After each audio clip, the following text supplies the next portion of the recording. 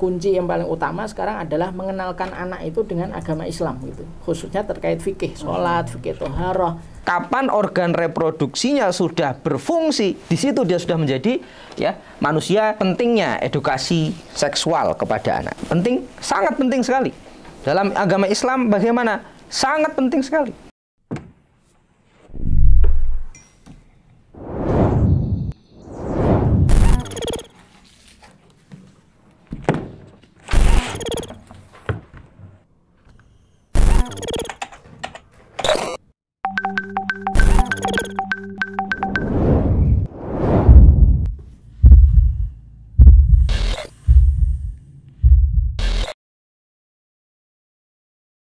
Bismillahirrahmanirrahim. Assalamualaikum warahmatullahi wabarakatuh. Ada sebuah artikel di tv1news.com ditemukan heboh ini ya, ditemukan 5 juta video pornografi anak.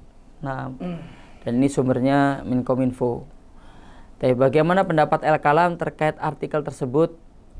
Itu pertama. Kedua, bagaimana penyampaian edukasi seks begitu kepada anak secara syar'i atau Islam memperkenalkan masalah itu tuh bagaimana ke anak-anak.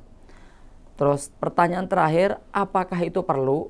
Maksudnya anak-anak dikenalkan dengan dunia seks begitu ya. Jamaah Al-Kalam rahimakumullah, yang pertama kita patut bersedih dan gundah ya atas berita seperti ini. Namun memang apa mau dikata ya, yang sudah ya sudah ya, dan perlu usaha sangat serius dari kita maupun dari pemerintah untuk menanggulangi masalah ini ya. Dan kita di sini, nah, bagaimana kita menyikapi ini sebagai seorang muslim ya, tentang bagaimana kita menjaga dan melindungi keluarga kita, anak-anak kita. Jamaah Al-Kalam rahimakumullah, maka pertama marilah kita menyatakan qul shadaqallah fattabi'u millata Ibrahim hanifa wa ma kana minal musyrikin. Ya. Katakanlah wahai Nabi Muhammad, shadaqallah, maha benar Allah yang menjadikan aturan Islam ya dengan pilar-pilarnya dalam masalah pertanggungjawaban individu, bukan ketika membahas pertanggungjawaban individu, konsepnya adalah bukan pada kelompok umur, tapi konsepnya pada kemampuan seseorang untuk ya bereproduksi. Ya, saya ulangi. Agama Islam meletakkan tanggung jawab individu. Kapan seorang individu itu memiliki tanggung jawab hukum?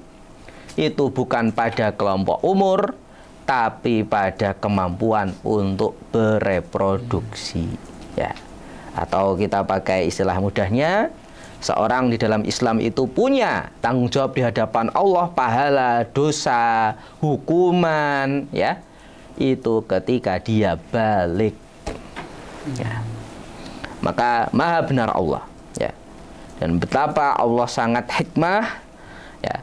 Di sini kita melihat bahwasanya Allah itu adalah zat yang maha mengetahui ya, zat yang maha bijaksana ya. Jamaah sekalian rahimakumullah ya. Pertama, tentang pentingnya edukasi seksual kepada anak ya. Penting, sangat penting sekali. Dalam agama Islam bagaimana? Sangat penting sekali ya.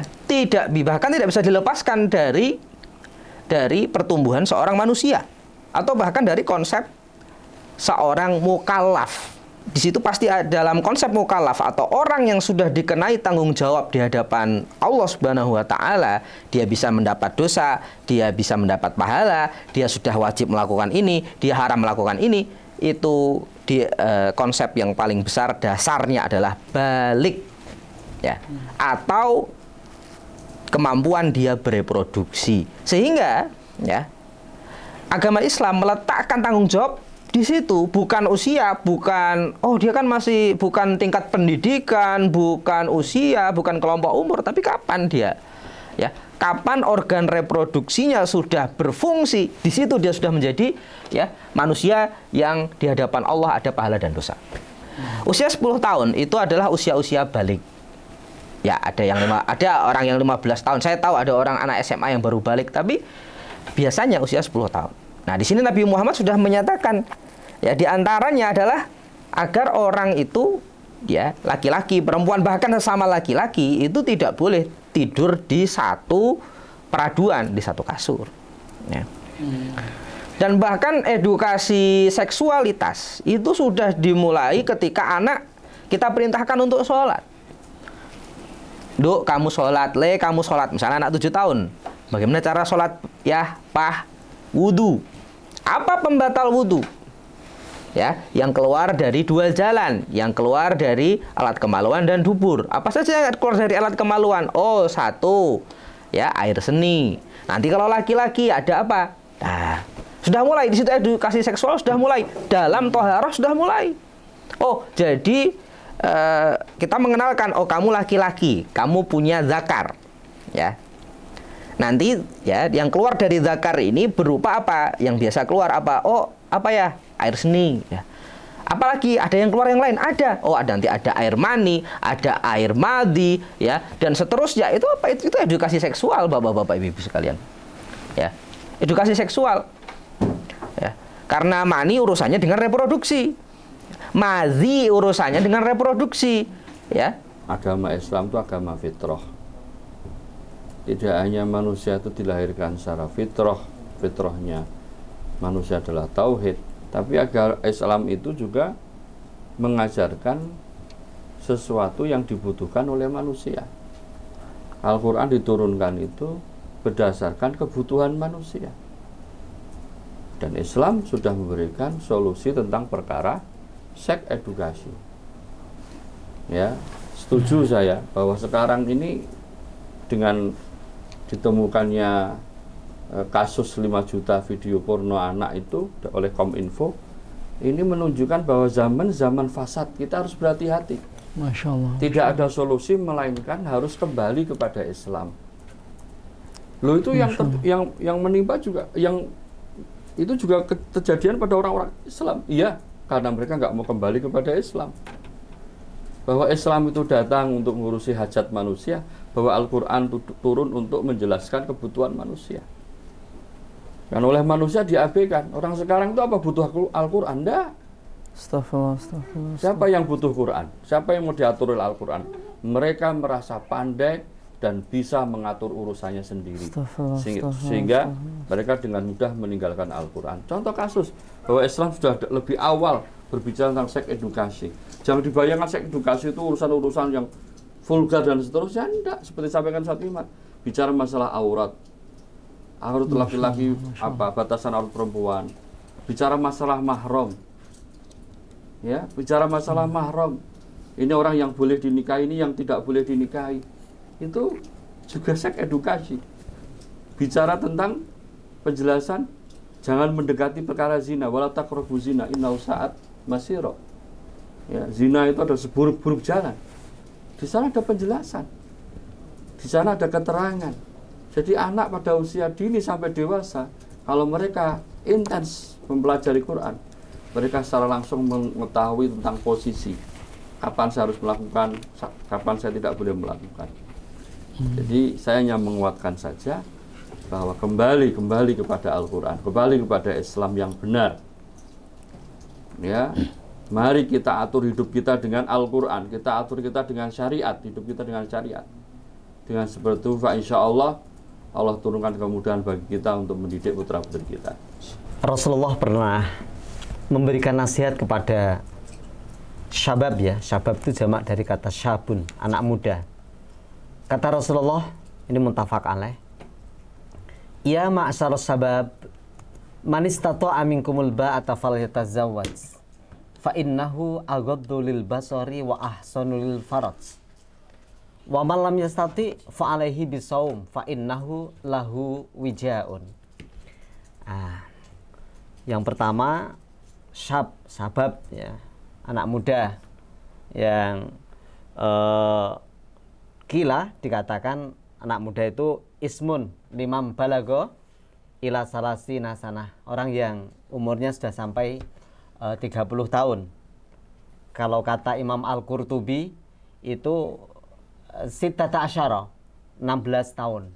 Nah, itu Rasulullah menganjurkan kalau sudah mampu, ya maksarus sabab manistato amin kumul ba'ah. Al-ba'ah memang khilaf di kalangan para ulama, ada yang maknai jima seperti yang sampaikan Ustadz Imad tadi, sudah mampu reproduksi, artinya bisa melakukan hubungan badan. Ada yang memaknai mu'natul zawat, ongkos, ya sudah mampu itu, maka menikahlah.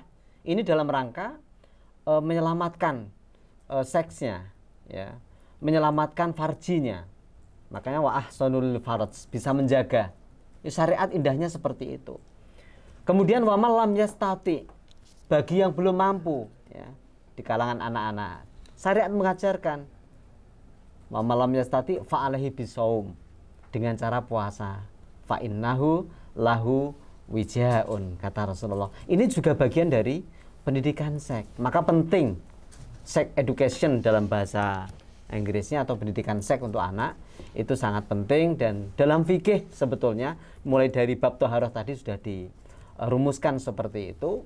Jadi biar pandangan anak tentang seks itu bisa sadar, ya, bisa lebih positif, kemudian bisa menjaga sifat ifahnya, menahan, kemudian bisa sesuai dengan kaidah-kaidah Islam. Kan sudah misalnya wala taqrabu zina, Al-Isra 32 itu, agar tidak mendekati zina, itu kan bagian dari pendidikan seks. Kemudian Ghodul Basor, ya, surat An-Nur ayat 30, itu juga bagian dari madah materi pendidikan seks, agar orang selamat, kalau bahasa Ustadz kita sedikit, kembali kepada fitrahnya.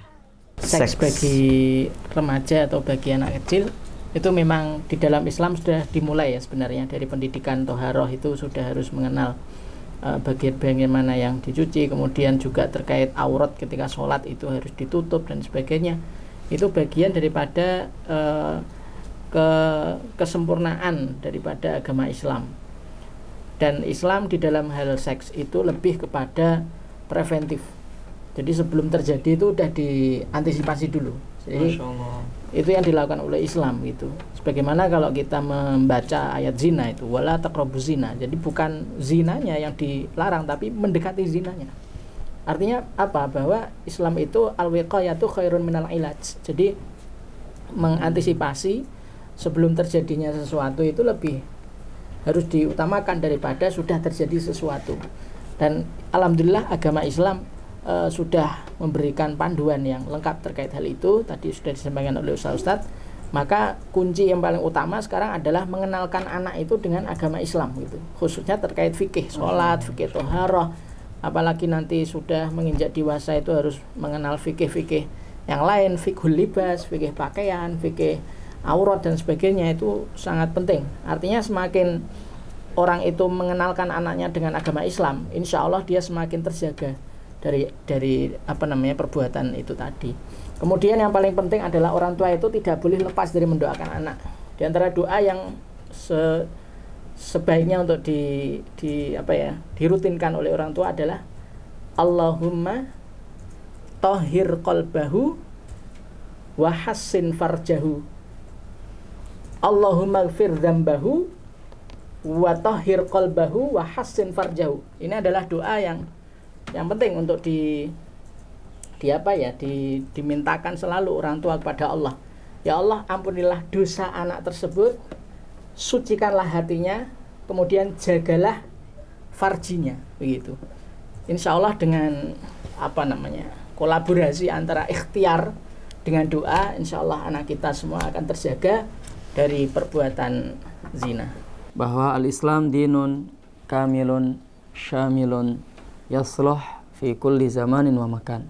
Ternyata memang Islam ini adalah agama yang lengkap, itu sempurna, cakupannya sangat luas, dan dia sangat cocok di setiap tempat maupun waktu. Ternyata masalah hal yang kasus seperti ini, andaikan memang syariat Islam diterapkan dalam arti pendidikan anak-anak dikenalkan tentang agama, insya Allah akan terhindar dari yang namanya kasus-kasus yang dipaparkan tadi itu. Nah, dan sekali lagi sebagai kesimpulan aja ya disampaikan Pak Ustadz tadi itu, jadi yang dilihat itu bukan fokus ke usia, tapi yaitu ketika mereka sudah balik atau alat reproduksi mereka sudah mulai berfungsi. Tapi tak kira cukup. Wabillahi taufik. Subhanakallahumma wa bihamdika asyhadu an la ilaha illa anta astaghfiruka wa atubu ilaik. Wassalamualaikum warahmatullahi wabarakatuh. Waalaikumsalam.